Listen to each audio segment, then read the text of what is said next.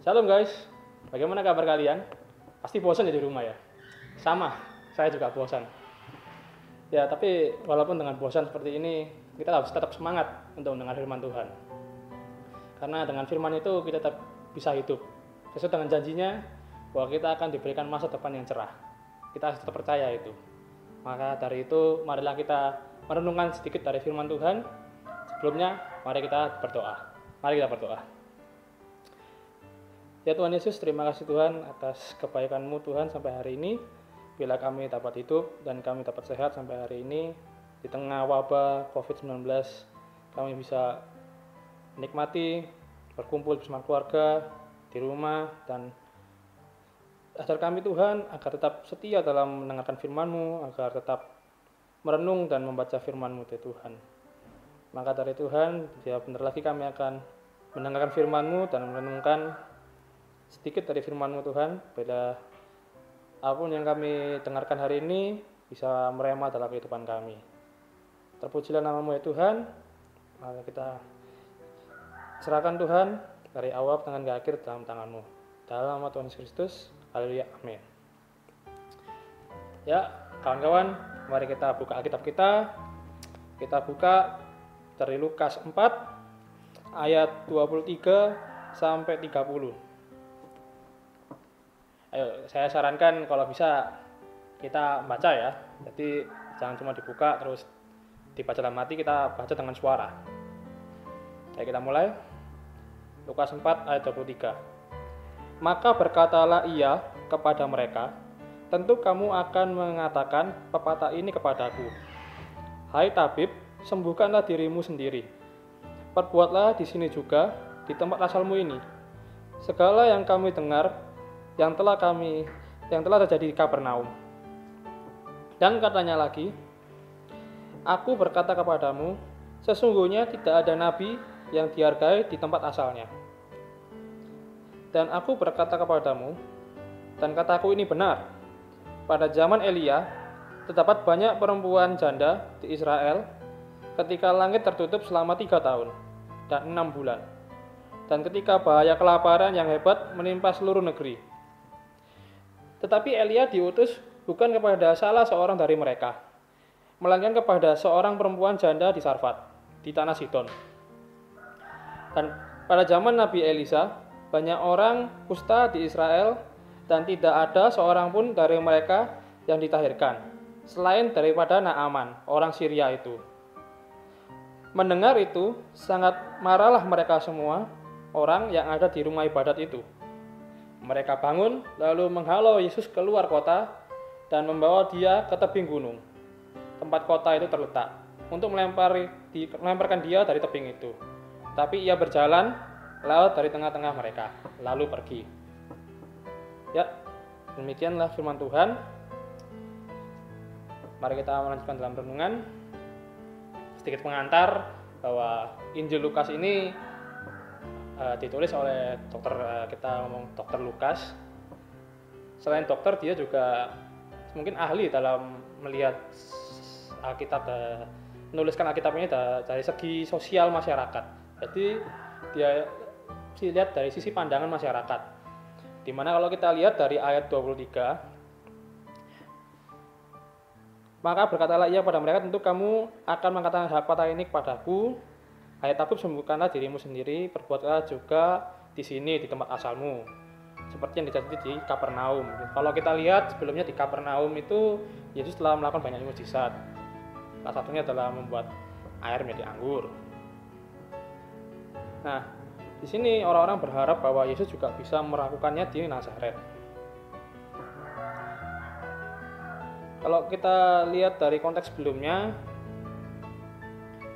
kita harus membaca seluruh konteks. Bahwa kita coba lihat di ayat 22, dan semua orang itu membenarkan dia, dan mereka heran akan kata-kata yang indah yang diucapkannya. Lalu kata mereka, bukankah ia ini anak Yusuf?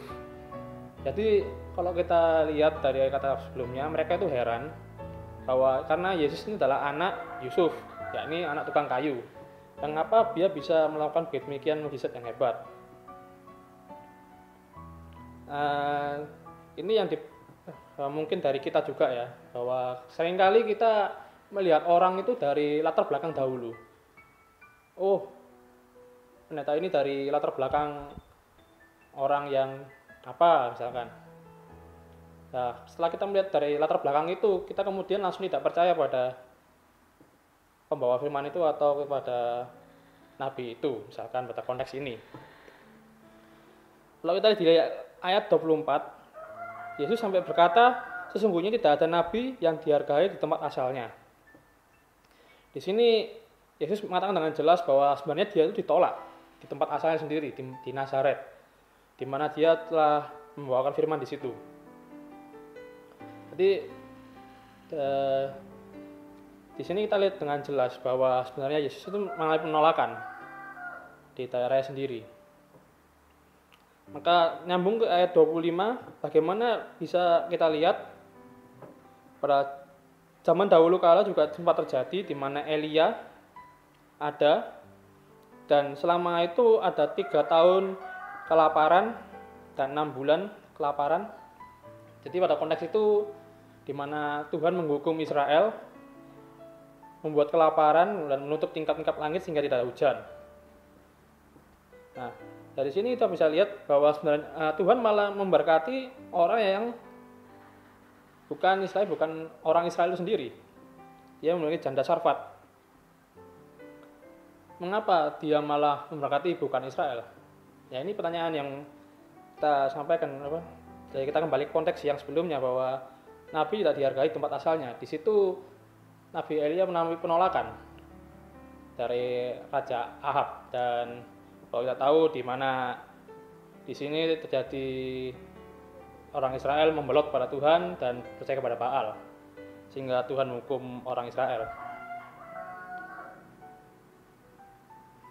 Maka Tuhan malah menunjukkan kasih setianya kepada orang yang di luar Israel. Jadi kita bisa melihat bahwa Tuhan sendiri bisa mencintai orang yang masih setia pada dia, walaupun itu di luar bangsa yang terpilih, misalkan seperti itu. Lalu juga nyambung ke ayat 27, pada zaman Nabi Elisa banyak orang kusta di Israel, tapi tidak ada seorang pun yang tahir.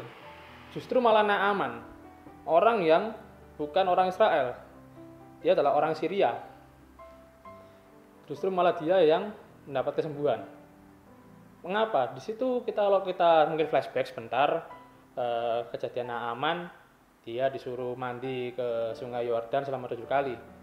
Walaupun sempat pertama dia menolak, tapi dia akhirnya melakukan juga. Nah, di sini kita belajar, walaupun dia ini bukan bangsa terpilih, tapi ketika kita menaruhkan kepercayaan kita kepada Tuhan, ya melalui kalau dalam konteks ini melalui nabi ya,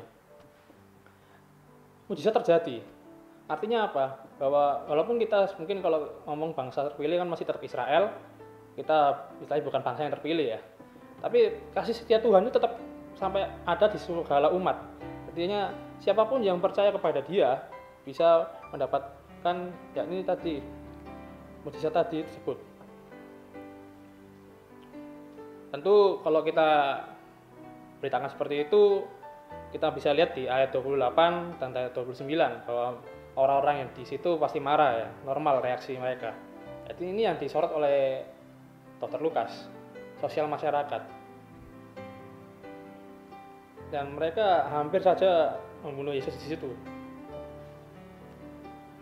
Nah, perlu kita ketahui bahwa jangan sampai ini terjadi di kita juga. Kita menolak membawa firman, kita menolak siapapun yang membawakan firman karena latar belakang mereka. Tapi kita sadari kita juga akan menjadi seperti orang Nazaret di sini, bahwa kita melakukan penolakan. Dan yang terakhir, karena jadi penolakan, Yesus memberikan contoh yang benar di sini, memberikan contoh yang tepat, di mana ia berjalan lewat dari tengah-tengah mereka lalu pergi. Artinya dia menghindari konflik. Jangan sampai kita pun juga karena benar pendapat, lalu kita juga karena ditolak, kita merasa tidak dihargai, maka kita melakukan konflik, kita bantah-bantahan mulut. Tapi di sini Yesus memberikan contoh, dia menghindari konflik, dia langsung pergi. Ini yang kita juga harus pelajari walau jika kita ada di posisi Yesus ya, bahwa ketika ada konflik maka seharusnya kita menghindar. Ya, jadi dari firman Tuhan tadi kita bisa mengambil beberapa kesimpulan ya, 3 kesimpulan lah. Pertama, kita untuk firman Tuhan itu dihidupi, kemudian kita terima dengan rendah hati. Jangan kita pakai logika kita untuk berpikir tentang firman Tuhan, karena di situ kita akan mempertanyakan. Dan ketika kita makin bertanya, di situ kita akan mulai kehilangan kepercayaan. Jadi resapi dan rendah hati menerima firman Tuhan. Kemudian untuk kedua, dalam kehidupan ini kita harus bisa menerima orang lain dengan latar belakang yang mungkin kita tidak suka, atau latar belakang yang mungkin tidak sesuai dengan harapan kita, mungkin pekerjaannya bagaimana, lalu keluarga bagaimana. Tapi kita terima kalau dia memang membawakan firman Tuhan, kita harus terima dia dengan lapang dada, karena itu adalah dikehendaki oleh Tuhan. Yang terakhir, jangan pernah sekali-sekali kita mempertanyakan kuasa Tuhan atau kuasa Yesus. Nah, disitulah ketika kita mempertanyakan, kita meragukan, disitu Tuhan mulai angkat tangan, tidak akan membantu kita. Dan justru waktu kita rendah hati menerima dan percaya kepada Dia, disitulah Tuhan akan menolong kita. Ya, demikianlah renungan singkat pada kali ini. Kita ucap syukur. Dengan wabah COVID ini kita masih diberi kesempatan untuk bisa mendengarkan renungan, berdoa, dan masih bisa memuji nama Tuhan. Dan selanjutnya kita akan mendengarkan pujian dari teman-teman GP. Silakan.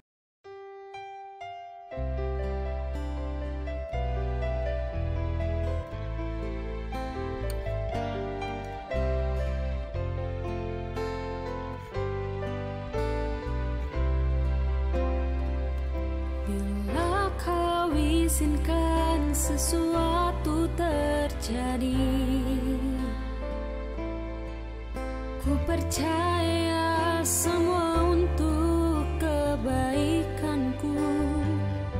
Bila nanti telah tiba waktumu, ku percaya kuasa-Mu memulihkan hidupku.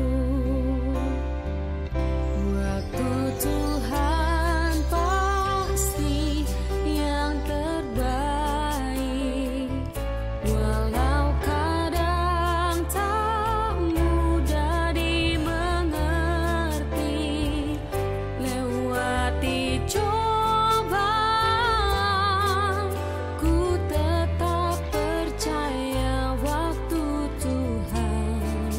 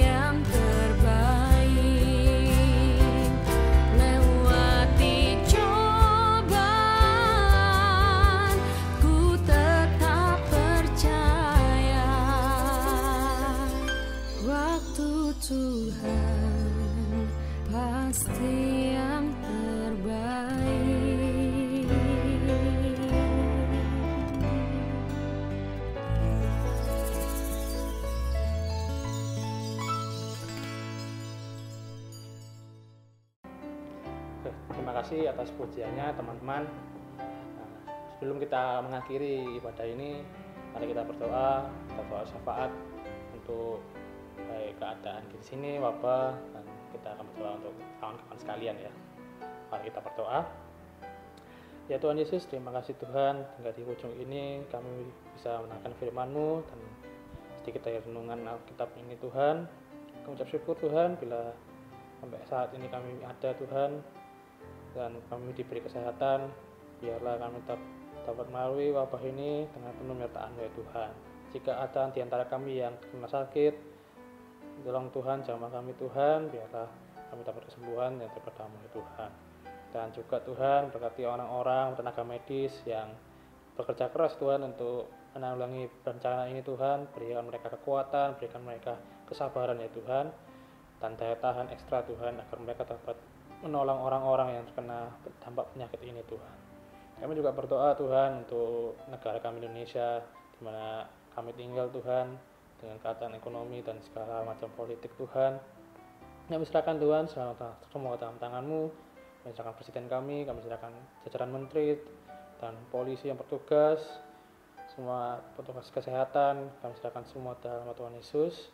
Biarlah tangan-Mu yang menjamah negara kami Tuhan, biarlah kami dapat kembali normal Tuhan, beraktivitas seperti normal kembali ya Tuhan.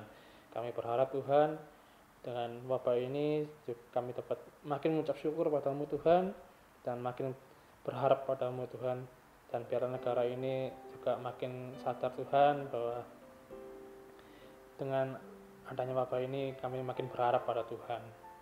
Kami serahkan Tuhan kehidupan kami selanjutnya dalam tangan-Mu Tuhan. Kami serahkan teman-teman GP sekalian yang ada di rumah, biarlah mereka juga tetap dapat beraktivitas seperti normal Tuhan, biarlah mereka tetap stay at home dengan keadaan yang sehat, prima Tuhan, dan biarlah kami mempersiapkan diri Tuhan untuk kedepannya, dimana bila keadaan kembali normal, kami tetap punya kekuatan kembali untuk tetap beraktivitas seperti normal. Terima kasih Tuhan Yesus, kami serahkan penuh hari ini hanya nama Tuhan Yesus Kristus. Haleluya, amin. Ya, terima kasih teman-teman GP. Salam, stay at home, dan jaga kesehatan kalian. Salam, sampai jumpa.